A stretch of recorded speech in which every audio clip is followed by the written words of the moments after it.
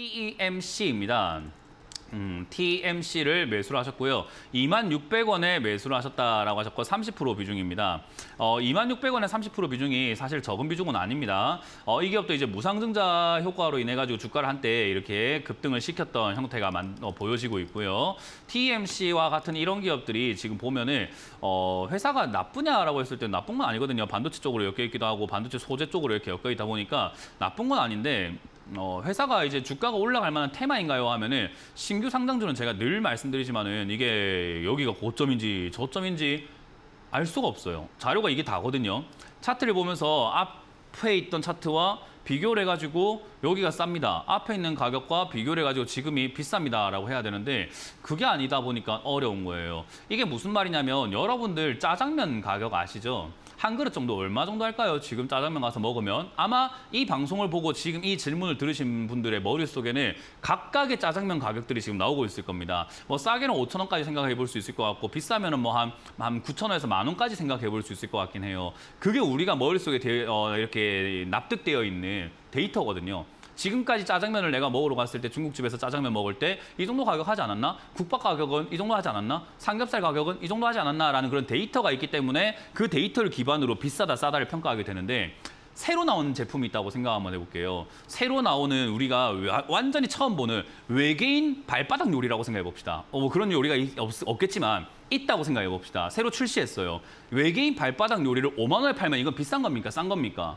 라고 했을 때 잘 모르겠죠. 기준이 없으니까요. 그게 제가 말하는 신규 상장주의 문제입니다. 이게 지금 비싼지 싼지는 시장에서 굴러봐야 알아요.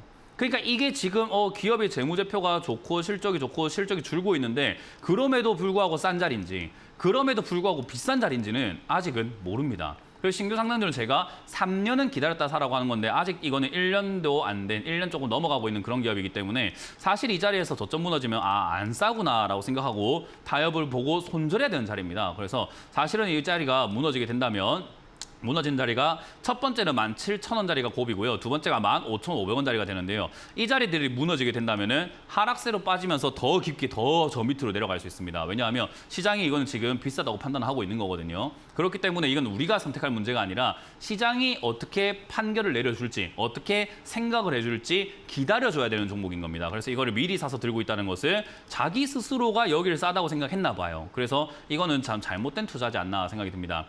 어쨌든 요즘에 신규 상장주들이 지수가 조금 안 좋으면 올라가는 경향들이 있다 보니까 지수가 안 좋을 때 올라갈 수 있습니다. 얘가 지금 5월 달에 이렇게 말쯤에 보면 5월 27, 5월 28, 5월 29 올라가잖아요. 저때 지수 보면은 떨어지고 있죠. 5월 27, 5월 28, 5월 29 이렇게 보면 주가가 밀리고 있는 요 시기입니다. 그러니까 주가가 이렇게 뭐 지수가 좀 밀릴 때 신규 상장주 쪽으로는 돈이 들어가는 경우들이 많아서 지수가 좀 올라올 땐 또 힘을 못 써요. 그래서 이거는 지수가 안 좋을 때 탈출하는 걸로 하고 지수가 만약에 밀리면은 그때 급등이 나와서 탈출할 수도 있다. 그러니까 그때를 대비해서 보험으로 생각하고 가져가자라는 의견을 드려보도록 하고요.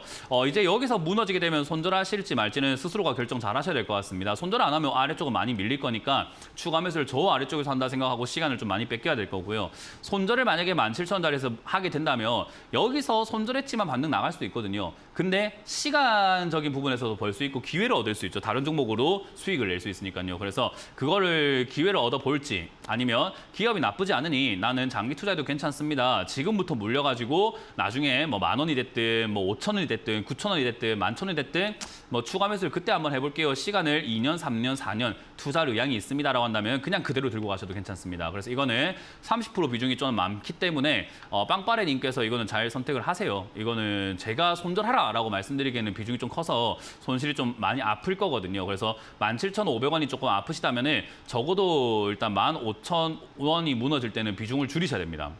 15,000원 저기는 되게 위험한 자리이기 때문에 17,000원 자리까지는 손절 안 해도 그냥 들고 가봐도 괜찮은데 15,000원 무너지면 이건 되게 위험해서 저기 무너질 때는 손절은 다 하지 않더라도 좀 분할 매도를 통해서 비중을 줄여라는 전략을 드려봅니다. 신규 상장주를 사지 마세요. 캠페인이라도 좀 했으면 좋겠습니다. 대한민국에 좀 해주면 안 됩니까? 신규 상장주 좀 사지 마세요, 여러분들. 사면은 대응도 어렵고 수익 안 납니다.